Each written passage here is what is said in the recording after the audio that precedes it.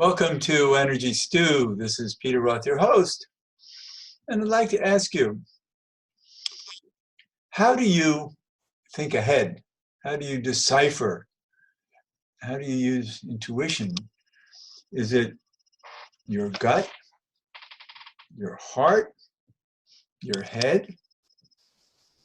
Do you have a specialty? What's your favorite? And how do you know it's working for you or not? So to help us understand this is an expert on intuition, on future vision even. We're going to talk about that because that's very exciting. She has so many different ways that she looks at how our minds work and how we interact with others. That really helps us challenge life better and be successful. So to help us do that is the author of Future Vision Your Working Life, Anne Jirsch. Is that Jirsch pronounced right, Anne? Absolutely, Jirsch. Well done. Well, welcome to Energy Stew. Thank you. Thank you. What great energy you have. Oh, thank you. And I'm so excited about your book because it covers a lot of ground that can help people know themselves better and know each other better. Yeah. Yeah, I kind of, I noticed people were struggling, and they were struggling with the time we are in. And funny enough, you mentioned about people connecting. I put on Facebook earlier, post up somebody that you think other people should follow because they do good stuff. It might be a good show or good, and I put up a guy that makes beautiful spiritual music. I only had 4 comments.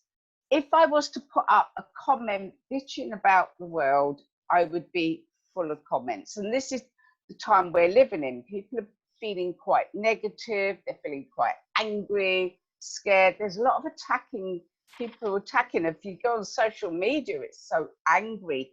And I think we've got to get around that and start seeing each other, you know, seeing the human person again. So I love that you see that aspect of my book. The book's primarily about the future of work and what we need to thrive. But you're absolutely right. One of the things I put in there, that we need our tribe. We need our people that are like-minded. We need to be able to understand each other. So I love your take on the book. Oh, good. Yeah, I love reading it, and there are many wonderful insights. But one thing that started me off really very excited is that you help people project themselves into the future and see who they are, and 1,000 years ahead even. But what is their sense, even though it might not be exactly that far, but what is their sense about themselves about their future selves that they can appreciate now? And when you can hold that, then you can. Well, that's interesting. When I take, well, you can love yourself better, seeing that you're better off in the future. You're a better person in the future, and we love that. But when we can bring it back to now and say, how can I be better now? Because I'm getting better. You're really getting this. It's so nice to meet somebody that gets it. One of the things I've found, even by our next lifetime, we're much more evolved. And I keep saying, by our next lifetime, the human race has grown up. We're like silly children now, chasing novelty and arguing about silly things. By our next lifetime, we're much more evolved, much more grown up, much more collective. You know, it doesn't matter. I don't care what color you are or what background you come from or what money you got. It's all just people in the future. And I really love that. But one thing you say is that there's a reduction in fear, and that really helps. It really, really helps because we're not so needy in the future. We're a bit more relaxed. We haven't got the pressures and the pace of life we have. It's a bit calmer in the future because you know, our inner creates our outer. we're calmer in the future and we're nicer to each other. And I think people are doing work they enjoy more because we got more machines doing the mundane and the jobs that aren't enjoyable. In the future, we can actually say, what do I want to do here? You might think back to our ancestors. They didn't have that luxury, did they? That they had to do what they had to do to feed their kids to survive. They couldn't just go, oh, I fancy being a doctor, unless their family were doctors. You know, wherever you were governed what you did. But in the future, we do have that chance to be ourselves and lead the life where we serve ourselves more. And we are nicer. And I love it when people connect with their future self and speak to their future self. When I've taken people 1,000 years, I've taken many, but when I take people 1,000 years, how they describe their future self is very much how people describe angels. And I sometimes wonder, when people are talking about angels, is it their future self? Is it in them? Who's going to guide you? I love it. You think of it. Who's going to guide you better? Who's going to look after you better than your future self? And the wisdom that comes from our future self is amazing. You know, just that peace and calm and forgiveness that, you know, no matter how silly we are, how much we get it wrong, they're going, okay, don't beat yourself up. This is okay. It's just, so yeah, some people might think I'm potty, but I speak to my future self. My future self guides me. Right. And so when we come back, we understand that from the future, we're much more highly intuitive, because our egos aren't, and our survival isn't so imperative. And right now, we're you know, let's say drowning in fear and our survival, and the noise and chaos around us. It's hard to hold intuition. And so it is. And we're very, sorry, it's a slight delay on things. Yeah, I think we're far more intuitive in the future, and it's really nice to go and actually feel what our future self feels, find out how it works and bring that back with us. So what I want to do is bring the best bits of the future back so that it happens sooner. So when people go and connect with that future energy and they feel what it feels like to be, say, next lifetime or 1,000 years or whatever, and they feel what when they come back, they're different. They're actually stronger but softer. They actually walk different. They walk out my office differently to how they walked in. Right. You know, there's so many ways that when we plug into a higher consciousness, we can learn about ourselves, and it really helps us appreciate ourselves so much more. And one time I actually did a hypnotic regression back in between lifetimes, and I got to sit face to face with my higher self. And I loved who my higher self was, who he looked like. He actually, you know, I like that. He took on a guise that I needed to see, you know, because our higher selves can appear in any way they want. And he appeared like a very wise old man, and a loving wise old man. And I said, oh, if that's my higher self, then I want to attain that and be that. And it really helped me appreciate myself even more. I love that. I love that. And that's it. You can go to so many different sequences. You can go to future lifetime.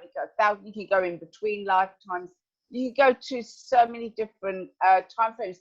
I also take people to alternate futures because, you know, so every so often we live below our potential.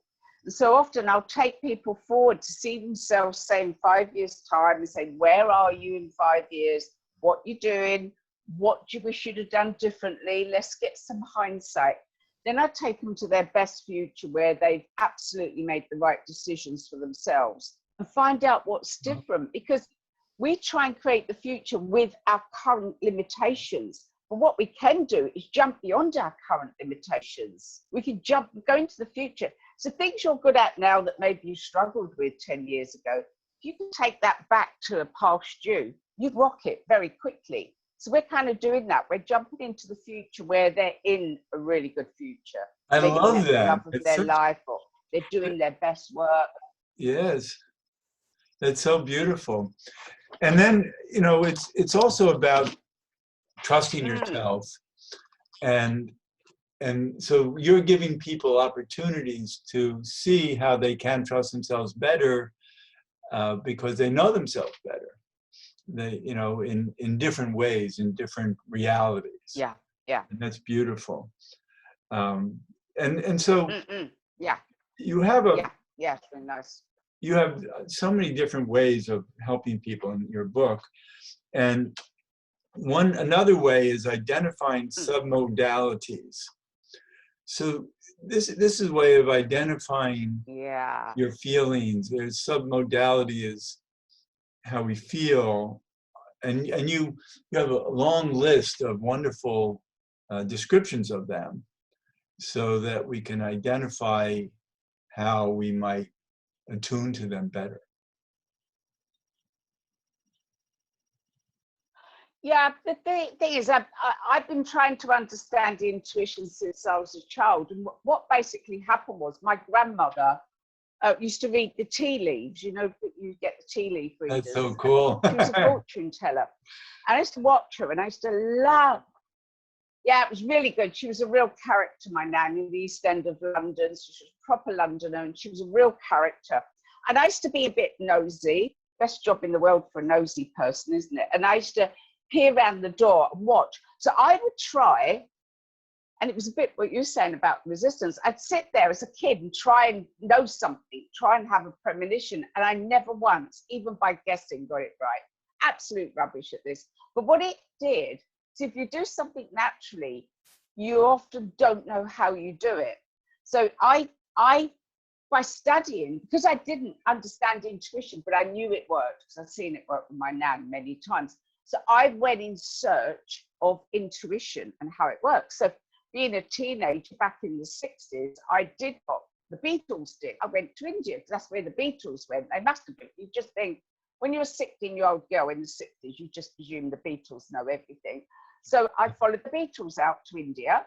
I went to India, and I went to ashrams. And and you're going to love this, Peter.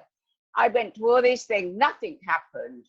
And then I'm in Calcutta, and there's this beggar, and I kept seeing people go up and chat to him. So when I started talking to him, and he taught me about spirituality. So my guru was a beggar in Calcutta that would sit on his mat and talk to people. No great guru in the ashram, was a beggar. And he would every day explain. And it's embarrassing now, Peter, because I used to go, how do you know this new stuff? The spiritual thing was like new in the 60s. We all thought, wow, where's all this come from? Of course, it was thousands of years old, and I didn't know that. By the time I came back, my intuition was opening up. But I've spent my life studying how intuition works. And what I've found is it's different things for different people. So submodalities is you might get visual images. Somebody else might get that tingle at the back of their neck. Somebody else might just stop in their tracks. So somebody might get messages in their mind. So I started to break down, how does it work for you? And how does it work, say, when you are getting a big green light, go for that. That's going to be brilliant. There's a certain way of processing that intuition. And there's another time when great opportunities in front of you, and you're going, hang on a minute, I don't feel right. And you will have a completely different process for the big no, for the red light and the green light. So what I've done is I've broken down the processes so people can actually analyze how their own personal intuition works in different ways, good warnings, bad warnings. And once you know, you can get it very quickly. You can tap into it very quickly. You can also enhance it, because when you know how it works, you can actually go, I'm going to make this stronger. I'm going to make this more so. So you can really get your intuition much more on your side, rather than being the odd fluke or the odd now and again, and is my emotions getting in the way? You actually understand the process. Right, and that's wonderful to learn how we're intuitive and to see which submodalities work best for us. And there were years, yeah. I was I've been intuitive much longer than I knew. I was just living it and wondering, how do I know those things? And other people questioning me, how do you know those things? But I'm thinking back though, of like 35 years ago or so when I started a manufacturing company, and everybody told me I was going to lose, I was going to fail. And everything I did, I thought was right. And yet there were too many ways that it didn't look good. I had a national sales company that I gave them 4 months to sell my warehouse full of new products. At the very beginning of the company, I already had, I developed a whole product line, and they said, oh, we're going to kill the market for this, you know, and then 4 months later they said, nobody wants it, it's a total failure, you have to just give it all up. And, you know, so where do you go? You really have to use your intuition. You have to believe in yourself. Yeah, yeah. And I did, and then the company became very successful until I sold it a dozen years later. Wow. And yet all the evidence was against that, and yet your Yes. instincts were telling you. Right. There was I love that. Do you know they've done Go ahead. well, they've done a number of studies, and they found people that are successful in business use their intuition far, far more. The people at the top use their intuition far, far more. The people who kind of struggling near the middle or lower down tend to be relying on facts and figures. But those that use their intuition are far more successful. There's a number of studies that conclusively proven that. Right, and you have in your book you talk about different research, you know, that, for instance, naval research about intuition, and to help their sailors identify what they call the spidey sense, the sixth sense, and I love that. You know, yes, sorry. And so you have, I love that. I love that technical term. You know, you get that. right, spidey sense. I love that too. And then we have the 3 brains that you talk about, and so this also has to do with, in a sense, with submodalities also, because each brain is identifying different submodalities in different senses. Let's call them senses, and so you have the gut, the heart, and the head, and many people, you know, really rely on that in their own way. So in other words, some people are more gut, some are more heart, and some are more head, or we might have some combinations of them, right? Absolutely, but usually people are strongly one, and people in the spiritual field tend to be more heart. They tend to be very heart-based, which is great because they end up doing work they love. They're very kind to people, but they're very easy to take advantage of. So if you've got, some people take advantage of people in the spiritual field, you know, they don't pay them properly and they put on them too much. But it also means if you're relying completely on your heart, you will end up doing what you love, but you're not going to make a plan. You're not going to plan it properly. And you're not going to use your gut. You're not going to get out there and take the action you need to take. So a lot of spiritual people don't have the success they should have because they're relying on their heart brain, and they need the other two to get a bit more business-like. That's why in the spiritual field, often the people that are most successful are not necessarily the best. There's people out there undiscovered that are absolutely brilliant. They've got incredible skills with people, abilities, and they're not having the success they should. And that is why. So, Kate, we know about our head brain. We know the neural pathways. We know the components that make up the brain. We have the exact same components in our heart and in our gut. Everything that you define as a brain, you've got in your heart and in your gut. The ability to remember, the ability to process information. So it's quite fascinating to look at that those brains are actually really powerful. And it's interesting, the gut brain people tend to steam on out there. And Right. it's funny, I was talking to a big business advisor yesterday, and he'd already researched this, and he said, "You're a gut brain person. I'm not going to give you a lot of information because it'll bore you." And I went, "Yeah." He already knew how I process. He said, "You hate spreadsheets." I went, "Oh, I cannot do spreadsheets." He went, "You like bullet points." I went, "Yeah." So when you start understanding how the different brains work, but one of the processes I teach people, I teach it in the book, it's very simple. But okay, you're about to say, think of something new you want to get into or do. Bring it into your heart. If your heart's not happy, forget it. I always think if the heart's not happy, but once you've brought it into, say it's studying something new, perhaps there's a new spiritual thing to learn, bring it into your heart. If it feels good in your heart, bring it up to your head. What do I need to know? What do I need to do? Let's make a plan here. Do I need to go and study something? How am I going to use this? Make some plans and then bring it out to your gut and take action. How I've likened the three brains. Imagine if you have three friends and you got one that's super smart, logical, great at making plans. You got another one that has your best interest at heart, really warm and loving, and will really make sure that you're kind of happy and positive in what you do. And you got the other one that watch your back. If there's a problem, they'll have your back. We all need a friend that has our back. But also, they'll kick you up the butt when you need to take action. Yeah, I love this. Why would you only listen to one when you've got those three friends? Right, right. But what you're saying, and you talk about in your book, is creating community, finding mentors, having the right people.